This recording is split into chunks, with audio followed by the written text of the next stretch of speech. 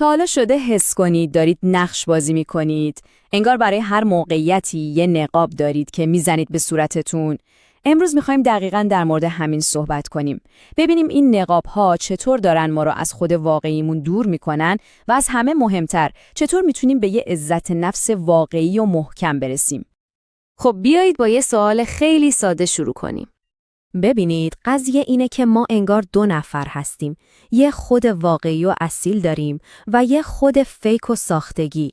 این خود ساختگیه کارش اینه که مثل یه بازیگر حرفه‌ای برای بقیه نقش بازی کنه تا راضی نگهشون داره. جلوی پدر و مادر یه جوریم، سر کار یه جور دیگه، پیش دوستامون هم که کلاً یه آدم دیگه ایم. یعنی رسما داریم تمام وقت نقش بازی میکنیم. و دقیقاً همین جاست که یه جنگ داخلی تموم نشدنی تو وجود ما راه میفته. جنگ بین اونی که واقعاً هستیم و اونی که تظاهر میکنیم هستیم. میدونید نتیجهش چیه؟ این جنگ تمام انرژی روانی ما رو میبلعه.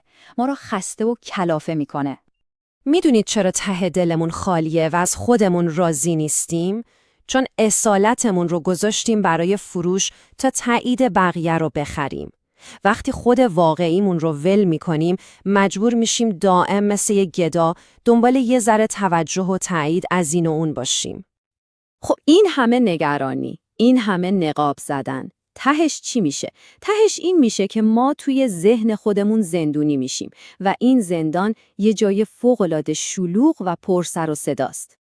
این یعنی زندگی کردن توی ذهن، نه توی آگاهی. یعنی چی؟ یعنی افکار و احساسات ما رو مثل یه تیکه لباس کثیف پرت میکنن توی یه ماشین لباسشویی و دکمه خوشکن سری رو هم میزنن. دیگه ماجرا دست ما نیست، ما فقط داریم باهاش میچرخیم. حالا فکرشو بکنید، یه مشکل بزرگ پیش میاد، خب مثلا یه شکست مالی سنگین یا یه خیانت دردناک. به جای اینکه یه قدم بریم عقب، از بیرون به این مشکل نگاه کنیم و ببینیم چیکارش کنیم، چیکار میکنیم؟ خودمونم با کله میپریم تو ماشین لباسشویی کنار همون مشکل. بعدش چی میشه؟ ما با اون مشکل شروع میکنیم به چرخیدن. هی میچرخیم و تمام اون اضطراب و آشفتگی رو با سلول به سلول وجودمون حس میکنیم. آخرش چی؟ خسته، گیج و داغون از ماشین میایم بیرون، در حالی که مشکل اصلی هنوز همونجاست، دست نخورده. اگه این حس ماشین لباسشویی ذهنی براتون آشناست، مطمئن باشید که تنها نیستید. حتما تو کامنت ها برام بنویسید که آیا تا حالا تو این چرخه گیر افتادید یا نه. اما خبر خوب اینه که یه راه خیلی ساده و عملی برای خاموش کردن این ماشین و بیرون اومدن ازش وجود داره. خب میرسیم به راه حل. چطوری از این ماشین لباسشویی فرار کنیم؟ یه تکنیک فوق‌العاده کاربردی هست که بهش میگیم تکنیک دوربین مداربسته. این تکنیک به ما کمک میکنه که در یک لحظه از اون حالت آشفته ذهن بپریم به حالت آروم آگاهی. خب، این تکنیک چجوری کار میکنه؟ فوق‌العاده ساده است. قدم اول اینه که فقط متوجه بشید. متوجه اون حس شدید، اون خشم، اون استرس. فقط بگید آهان، اینجاست. قدم دوم، تصور کنید یه دوربین مداربسته مثلا از فاصله 10 متری داره شما رو نگاه میکنه. حالا قدم سوم، خودتون و کل ماجرا رو از دریچه اون دوربین ببینید. انگار دارید یه فیلم میبینید بدون هیچ قضاوتی. و تمام. همین کار ساده، یعنی قدم چهارم، شما رو از اون آشفتگی ذهنی میکشه بیرون و میشید ناظر ماجرا. یعنی از بازیگر تبدیل میشید به تماشاچی. این تغییر زاویه دید کلید ماجراست.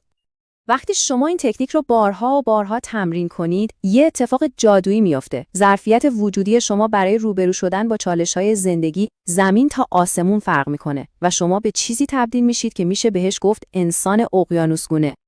ببینید، کسی که عزت نفس پایینی داره مثل یه لیوان آبه. با کوچکترین حرف، با یه فوت ساده، کل آب لیوان به هم میریزه. اما کسی که به عزت نفس واقعی رسیده، ظرفیت وجودیش مثل یه اقیانوس وسیع و آرومه. هدف نهایی هم دقیقاً همینه، ظرفیت درونیمون رو اونقدر بزرگ کنیم که حتی بمب‌های اتم زندگی، یعنی بحران‌های بزرگ، شکست‌های سنگین، تراژدی‌ها، همه اینها به سادگی توی عمق وجود ما حل بشن بدون اینکه بتونن آرامش ما رو از بین ببرن. و این ما رو میرسونه به قلب عزت نفس واقعی، یه تغییر اساسی توی نگاهی که به خودمون داریم.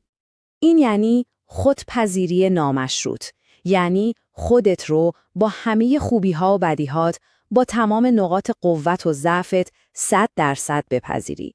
یعنی باور کنی که همین الان با همین چیزی که هستی ارزشمندی. نه وقتی که فلان چیز رو درست کردی، نه، همین الان تو این حق رو داری که اشتباه کنی و همچنان ارزشمند باشی.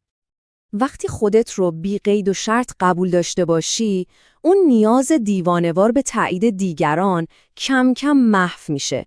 دیگه نقاب نمیزنی، چون بالاخره با اون چهره واقعی زیر نقاب راحتی و باهاش آشتی کردی.